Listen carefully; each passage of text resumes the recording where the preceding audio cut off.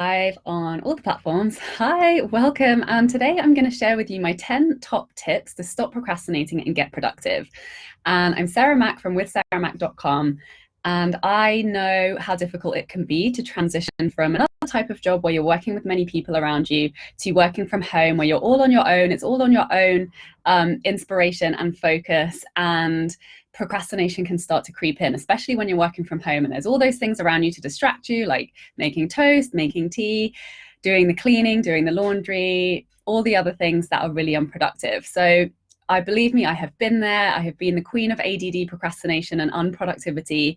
And throughout the last 6 years of working on my own from home, I have developed a very strong toolkit full of ways to hack your productivity so that you can get a lot done, so that you can work less, check out, move away from your computer, and go and enjoy your life.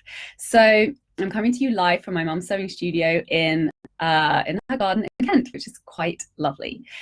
So my top 10 tips, and obviously this is for everybody who is working from home. And if you have been recommended to work from home and you can work from home, please do it. Please don't spread the coronavirus. Just do it. Just stay at home for a few weeks. It can actually be really fun when you make the most of it. And I'm going to share some top tips with you to be able to enjoy that. So my number one absolute favorite top tip for being super productive is called the Pomodoro method. And a Pomodoro is a type of tomato. And all it is a time chunk. I'm not really sure why they called it the Pomodoro method. I think so you can count the number of time chunks you've done in the day. It's 40 minutes. Sometimes you can do 50 minutes if you want to. Wouldn't recommend doing any more than that.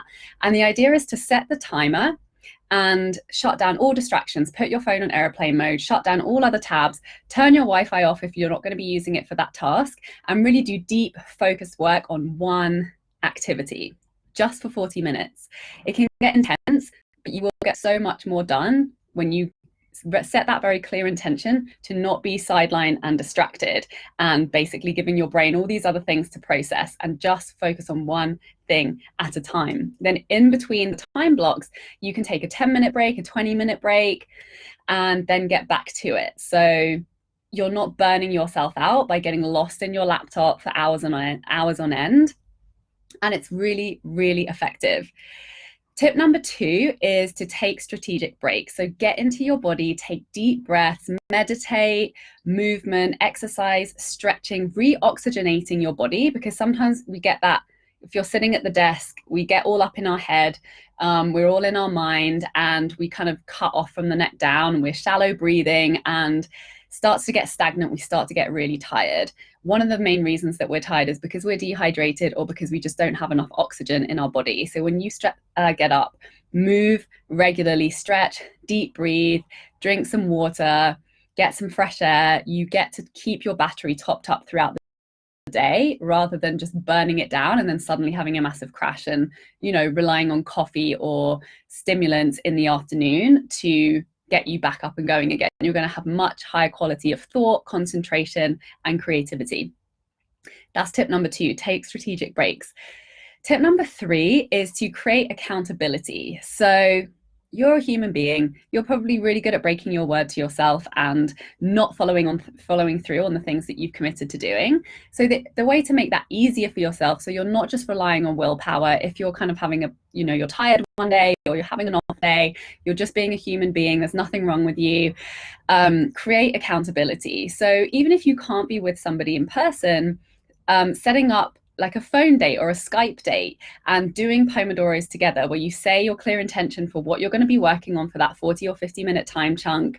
You set the timer, you go away, you get it done, you motivate each other, and then you come back and report back, and you can enjoy your break together and chat and share what you've done, share what you've learned, set your intentions for the next time block. It makes it so much more fun. It makes it so much more effective and powerful. And getting people together and co-working and doing it together is always a really fun way to enjoy your working life and be way more productive. So that's tip number 3, is create accountability.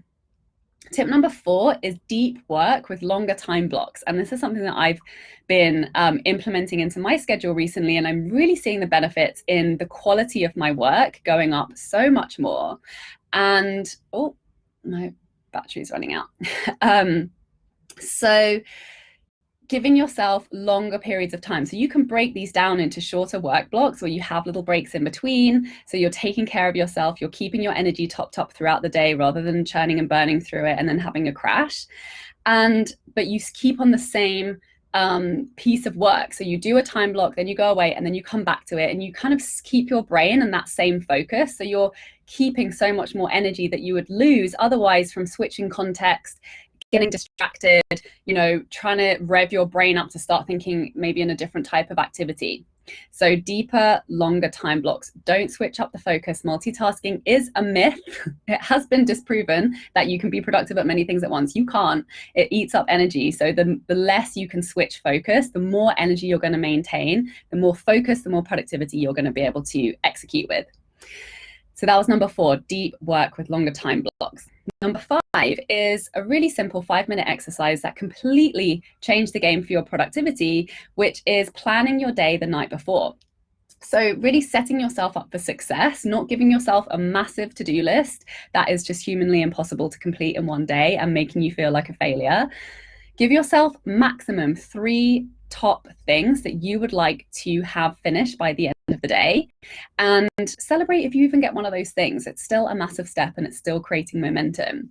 And sometimes we just don't know how long things are going to take, but estimating how much time you think your activities are going to take will help you to get it done faster and also help you to set yourself up for success by not overburdening your schedule, making yourself burn out and leading into a pattern of burnout day after day after day after day.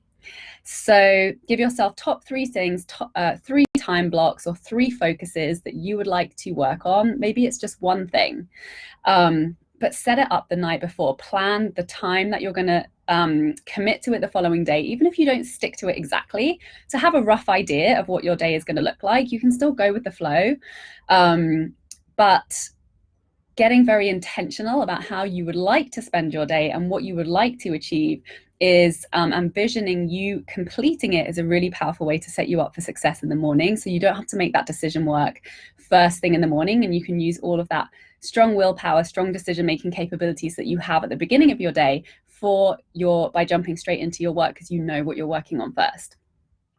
So that's number 5, plan your day the night before. Number 6 is to separate your environment. So if you have an office or an office space at home, amazing. Don't bring your laptop out and start working on the bed or start working on the couch where you unwind in the evening. It just, if you're spending a lot of time at home, it really helps your physiology to associate different parts of your environment with different types of activities. So that way, your body knows when you go to bed, that's when you unwind, that's when you relax, that's when you fall asleep. If you start working on your bed or you start working on your couch where you like to unwind in the evening, your mind gets confused and it can think, oh, this is where we work, and it can stay revved up. And in work mode, even if you maybe have some post-it notes on your bedside table, that's going to start to feed into thought patterns around work when you're trying to get to sleep at night, and that could affect you from having good quality sleep or really being able to unwind and restore your energy at the end of the day, which is absolutely crucial for you to be productive tomorrow. So that's number 6, separate your environment. Tip number 7 is give yourself creative time to switch off. So do something every day that's nothing to do with your work. That's really just something you do for you, that you enjoy, that's relaxing, that uses a different part of your brain, and that you do for your enjoyment. Because if you don't do something for yourself every day, especially if you're at home and you're spending a lot of time at home, where normally you'd be getting that kind of fulfillment from, maybe going out and being social or going out and doing activities that are maybe not available to you during this time, it can start to build up this, like emotional tension and anxiety. So, as somebody who's traveled a lot and had to adapt my routine to many, many different environments and constant change, having a consistent creative practice by doing some singing, playing guitar, making some jewelry, something that's portable, doing some sketching, whatever's available to you, do something every day and you'll really notice the shift in your energy levels and your productivity. Tip number 8 is to replace screen time with social time. So it can be very easy to be spending a lot of time just looking at screens when you're at home, particularly if you're isolated or you're not able to do as many outside activities as before. So make sure that you you are not doing everything on the screen. So, yes, it can be great to do video calls with people to connect, to have that social connection. And that's a really great, definitely do that. But if you want to be on a phone call and connect with people, you can put your headphones in, so you're resting your eyes, you're not looking at the screen. Or if you're going for a walk, even listening to an audio book. Make sure there are some non-screen based activities in your day that allow you to really disconnect and get back into your body. So you're not just spending the entire day and night on screens, which can be very easy to do. So just monitor that. And make sure you have some social time in there. Even if we're isolated, we still always have the power to connect with people. The internet is a magical thing. Don't use it as an excuse to be depressed and feel lonely, because it doesn't have to be. I know it's not the same, but it is a very good runner-up. Number 9 is exercise daily. So when you maintain your fitness, and you can do this from your home, you can do some squats, you can do some yoga, Pilates, Qigong, high intensity trainings, whatever floats your boat. There's a workout that you can do from your home, no matter where you are, even if you can't go outside for a run or whatever types of exercise that you normally do. Stick to that routine, do something every day, move your body. It's going to keep your fitness levels up. It's going to keep your mind sharper. It's going to keep your emotions and endorphins in a happier feeling place than if you start to get stagnant and very screen focused. So exercise daily, no excuses. And tip number 10 is to have a clean diet. So a clean diet equals a clean mind, which means no sugar, heavy carbs, white foods, processed foods, lots of veggies, clean proteins, and lots of water. Sometimes we feel tired and stagnant when we're just dehydrated. So making that a priority is going to massively, you're going to see the shift in your productivity, in your ability to focus, in your creativity, in your happiness levels, and your ability to produce higher quality work. So I hope you found this useful. If you have any other tips for shifting procrastination and getting productive, please do leave a comment below.